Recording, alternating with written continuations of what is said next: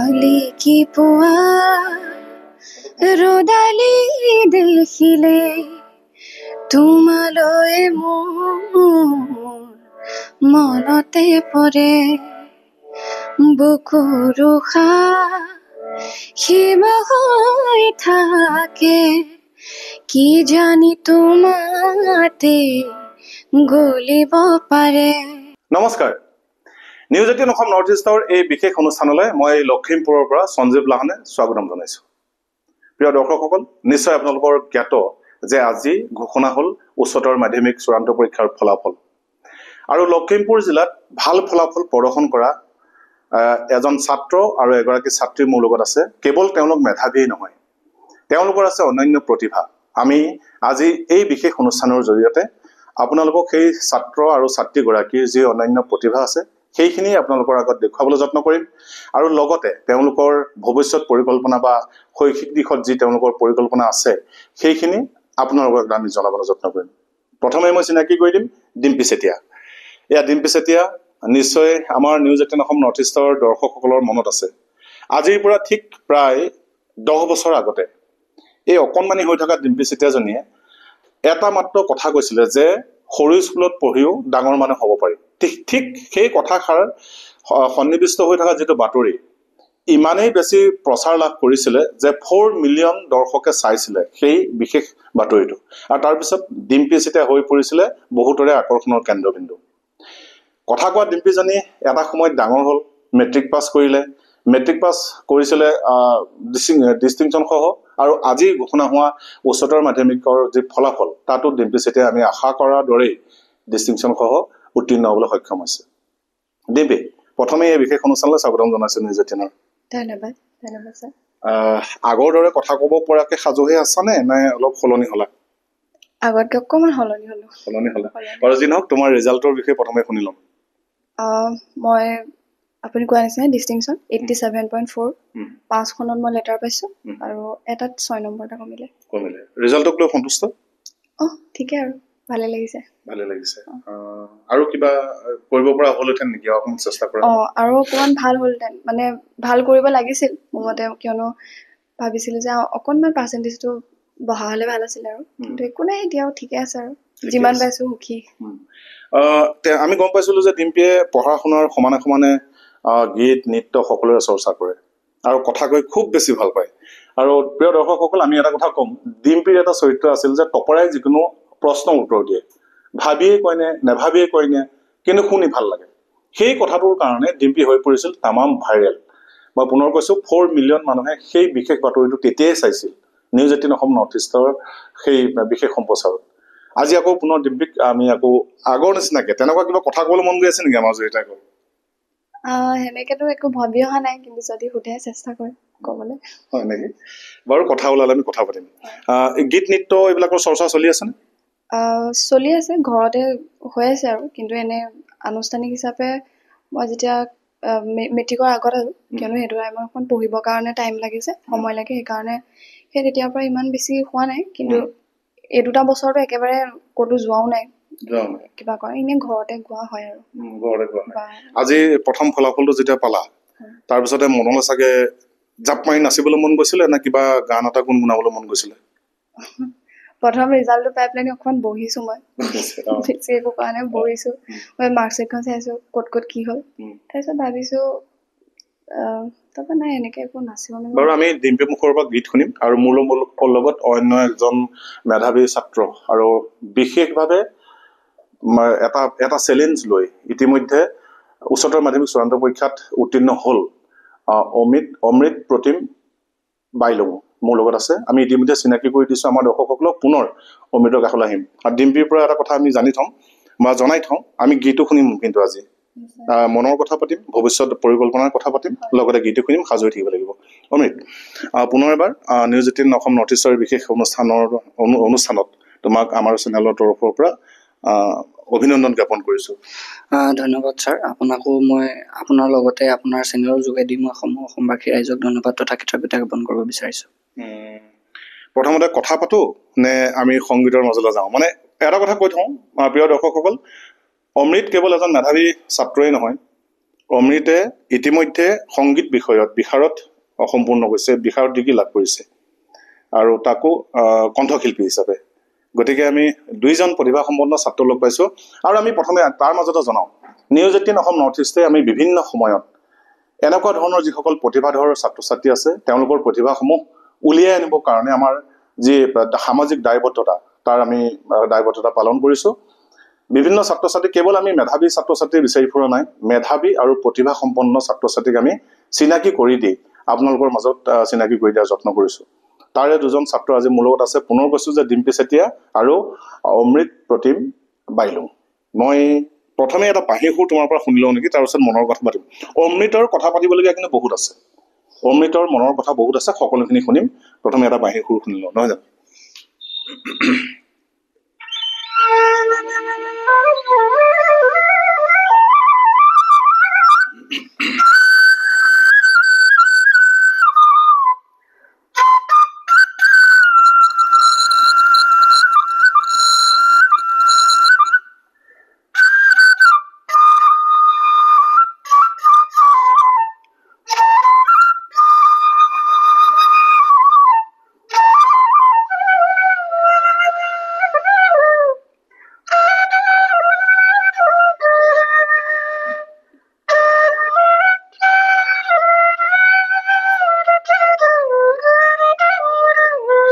অমৃত কথাও পাতিলোঁ, নহয় জানো? ইতিমধ্যে আমি দৰ্শকসকলক জনাওঁ যে 79% নম্বৰ লাভ কৰি অমৃতে এইবাৰ উচ্চতৰ মাধ্যমিক চূড়ান্ত পৰীক্ষাত উত্তীৰ্ণ হৈছে। আৰু তাৰ পূৰ্বে অমৃতৰ বিষয়ে অমৃতৰ মুখৰ পৰা শুনাৰ আগতে মই কৈ লওঁ, জন্মৰে পৰা অমৃত আছিল দৃষ্টিশক্তিৰ ক্ষেত্ৰত অমৃতৰ বিশেষ এটা প্ৰত্যাহ্বান আছিল, যে সেই প্ৰত্যাহ্বান নেওচি অমৃতে কেনেদৰে আজি এনেধৰণৰ এটা সুন্দৰ ৰিজাল্ট কৰিলে, তাৰ মাজতে সংগীত চৰ্চা অব্যাহত ৰাখিছে। গোটেইখিনি কথা আমি অমৃতৰ মুখৰ পৰা জানিম। যে তোমাৰ বিশেষ এটা অসুবিধা আছিল। হয়, জন্মৰে পৰা আচলতে মই চকুৰ সমস্যাত ভুগি আছিলোঁ। যোৱা 18টা বছৰে, জন্মৰে পৰা 18টা বছৰে মই চকুৰ সমস্যাটোত বিশেষকৈ ভুগি থাকিবলগীয়া হৈছিল। আৰু সৌভাগ্যক্ৰমে 2024 বৰ্ষত মই এযোৰ চশমাৰ সন্ধান পাইছিলোঁ শ্ৰীমন্ত শংকৰদেৱ নেত্ৰালয়ত। আৰু সেই চশমাযোৰ আছিল যথেষ্ট ব্যয়বহুল। আচলতে 2.5 লাখ টকা দামী এযোৰ চশমা সন্মুখত আছে চশমাযোৰ। সেই চশমাযোৰ আচলতে মোক লখিমপুৰ জিলাৰ আচলতে এগৰাকী মানৱ জয়ন্তী বিধায়ক বুলি মই কৈছোঁ, বিধায়ক মানৱ ডেকা ডাঙৰীয়াই এই চশমাযোৰ মোক তেওঁ উপহাৰ হিচাপে মোক প্ৰদান কৰিলে। আৰু তাৰ পিছৰ পৰা মোৰ আচলতে এই পঢ়াৰ দিশটোত যথেষ্ট মই সুফল পাইছোঁ বুলি মই ভাবিছোঁ। আচলতে তাৰ আগতে পঢ়া শুনাত বিশেষ অসুবিধা হৈ আছিলে নেকি, পঢ়িব পৰা নাছিলে নেকি?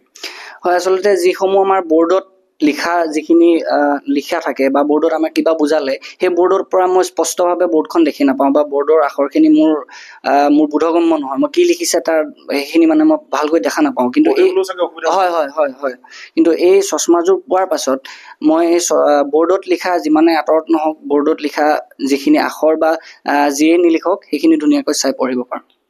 আমি চশমাযোৰ চাবলৈ সাংঘাতিককৈ মন গৈছে, কাৰণ এযোৰ চশমাই অমৃতৰ জীৱনৰ গতি সলাই দিলে। টাৰ্ণিং পইণ্ট বুলি ক'ব লাগিব। কোন মাহত লাভ কৰিছিলে, পৰীক্ষাৰ কিমান মাহৰ আগত লাভ কৰিছিলে চশমাযোৰ? মই অৰ্ডাৰ দিছিলোঁ ছেপ্টেম্বৰ মাহত আৰু মোৰ হাতত পৰিছে অক্টোবৰ মাহত এই চশমাযোৰ মই পাবলৈ সক্ষম হৈছিলোঁ। মানে পৰীক্ষাৰ পৰা খুব বেছি 5 মাহ হ'ব, 5 মাহৰ আগত। হয় চশমাযোৰ চাম দৰ্শকসকলক জনাই থওঁ, এযোৰ বিশেষ চশমা। এই চশমাযোৰে অমৃতৰ মেধাৱী ছাত্ৰ অমৃতৰ জীৱন সলাই দিলে। এই চশমাযোৰ নোহোৱা হ'লে হয়তো অমৃতে আজি এনেকুৱা ধৰণৰ ৰিজাল্ট কৰিব নোৱাৰিলে হয়, কাৰণ অমৃতে পঢ়িব নোৱাৰে চশমাযোৰ অবিহনে। আৰু এইখিনিয়ে কথা যথেষ্ট নহয়, ক'ব লাগিব যে চশমাযোৰ কিনিবলৈ অমৃতৰ অসুবিধা হৈছিলে। আৰু এই ক্ষেত্ৰত অমৃতক সহায় কৰিছিলে লখিমপুৰৰ বিধায়ক মানৱ ডেকাই। আমি নিউজ 18 অসম নৰ্থ ইষ্টৰ তৰফৰ পৰাও মানৱ ডেকালৈ অশেষ ধন্যবাদ জ্ঞাপন কৰিছোঁ, কাৰণ এজন মেধাৱী ছাত্ৰক তেখেতৰ সামাজিক দায়বদ্ধতা থকাৰ কাৰণে সহায় কৰিলে। যি হওক অমিত, এতিয়া ভৱিষ্যতৰ পৰিকল্পনাৰ বিষয়ে কথা পাতিম। আচলতে ভৱিষ্যত পৰিকল্পনা বুলি পটককৈ বা ক্ষণিকতে ক'ব পৰা কথা নহয় যদিও, ভৱিষ্যতে শৈক্ষিক দিশতে কিবা এটা হোৱাৰ মন আছে, যদি ভগৱানে কৰে শৈক্ষিক দিশতে মই নিজকে নিজে চাব বিচাৰোঁ। কথাবিলাক বৰ চিৰিয়াছলি পাতি আছো আমি, নহয় জানো? যি নহওক, আজিৰ দিনটোত আচলতে আনন্দ কৰাৰ দিন, অতি ভাল লগা দিন। 2জন ছাত্ৰৰ কাৰণে ভালদৰে পাছ কৰিছে, তেওঁলোকে যেনেদৰে আশা কৰিছিলে, যেনেদৰে কষ্ট কৰিছিল তাৰ ফল পাইছে। তোমাৰ মুখৰ পৰা গীত গোৱা আমি জানো, যিহেতু কেৱল আমি শিক্ষাৰ কথাই নাপাতো, আমি প্ৰতিভাধৰ যিসকল ছাত্ৰ ছাত্ৰী তাৰ সন্ধানত আমি নিউজ 18 অসম নৰ্থ ইষ্ট আছো, আৰু ভৱিষ্যত আগত যোৱা সময়সমূহতো আমি তেনেদৰে আমাৰ নিজৰ পৰিচয় দিবলৈ সক্ষম হৈছো। এটি সৰু গীতৰ কলি তোমাৰ পৰা শুনিম। এন্ধাৰ হ'ব নোৱাৰো, মুচি দিব নোখোজো, পাহি মেলা অতীতৰ কিদৰে পাহৰো।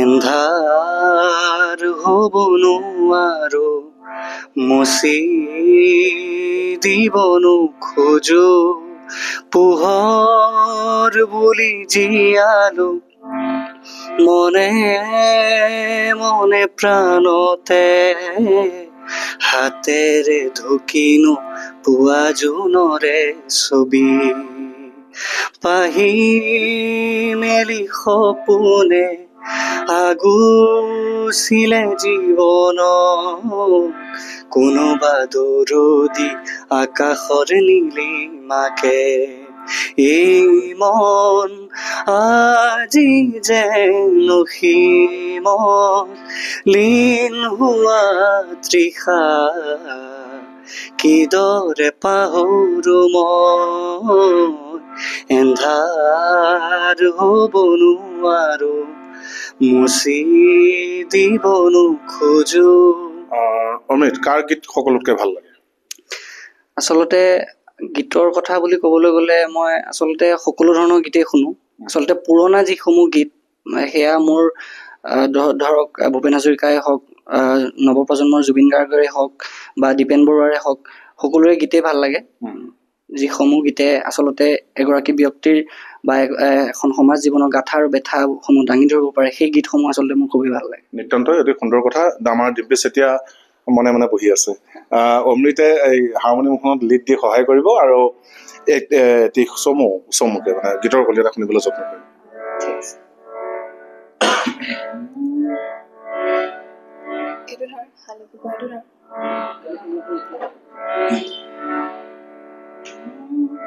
শালিকি পুৱা ৰদালি দেখিলে, তোমালৈ মোৰ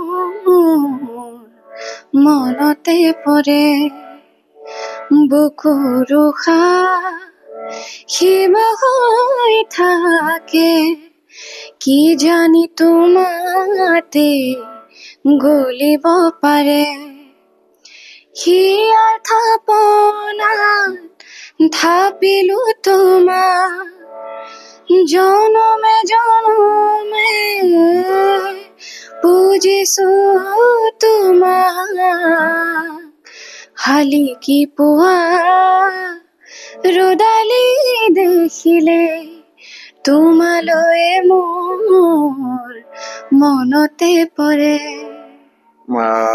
নিতান্তই ক'ব লাগিব সুন্দৰ, আৰু ইয়াতকৈ বেলেগ কথাই ক'ব নোৱাৰি, সুন্দৰ হৈছে। কিন্তু আমি দৰ্শকসকলক জনাওঁ যে মোৰ সোঁৱে বায়ে যি 2জন ছাত্ৰ বহি আছে, তেওঁলোকৰ কিন্তু এই মুহূৰ্তলৈকে জীৱনটো ইমান মসৃণ নহয়। মই পুনৰ ডিম্পী চেতিয়াৰ কথা ক'ব বিচাৰিম। ডিম্পী চেতিয়াৰ যিখন গাঁও অতি দুৰ্গম এলেকাত আছে বুলি ক'লে বঢ়াই কোৱা নহ'ব। ঘৰলৈ যোৱা পথটো, গাঁওখনলৈ সোমাই অহা যিটো পথ, তাতে থকা দলংখন একোৱেই অৱস্থা নাই। তাৰ উপৰিও দাৰিদ্ৰতাক নেওচি ডিম্পীয়ে সৰুৰ পৰা এতিয়ালৈকে যেনেদৰে দুপে শৈক্ষিক জীৱনটো আগুৱাই নিছে শলাগিবলগীয়া, আৰু সমানে সমানে কৃষ্টি সংস্কৃতি সাধনাটো ব্ৰতী হৈ আছে। ঠিক তেনেদৰে মোৰ বাওঁ কাষে বহি থকা অমৃত জন্মৰে পৰা এটা সাংঘাতিক শাৰীৰিক প্ৰতিবন্ধকতা লৈ এই মুহূৰ্তলৈকে যেনেদৰে অমৃতে ফলাফল প্ৰদৰ্শন কৰি আছে, সংগীতৰ চৰ্চা অব্যাহত ৰাখিছে, আৰু সেইখিনি কাৰণেই 2জন ছাত্ৰ ছাত্ৰীক আমি আমাৰ নিউজ 18 অসম নৰ্থ ইষ্টৰ জৰিয়তে দৰ্শকসকলৰ মাজলৈ উলিয়াই দিব বিচাৰিছো। চাওক, যে বহুতে পঢ়ি ঘৰৰ ভিতৰতে থাকি ভাল ৰিজাল্ট কৰা এটা সৰু কথা, কিন্তু ভিন্ন প্ৰতিভা অটুট ৰাখি সংগীত চৰ্চাই হওক বা গীতৰ চৰ্চা নৃত্যৰ চৰ্চাই হওক সকলোখিনি অটুট ৰাখি এনেদৰে শৈক্ষিক দিশতো আগুৱাই নিয়াটো এটা সাধাৰণ কথা নহয় অমৃত আৰু ডিম্পী সেইকাৰণে আমাৰ লখিমপুৰবাসীৰ কাৰণে একোটা পৰিচয় হ'ব আৰু সেয়া ভৱিষ্যতৰ সময়ত সেয়া আমি আশা কৰিম আপুনি বিচৰা বাতৰি পাব কেৱল নিউজ 18 এপত নিউজ 18 এপ ডাউনলোড কৰিবলৈ স্ক্যান কৰক এই QR কোড গুগল প্লে ষ্টৰতো পাব এই নিউজ 18 এপ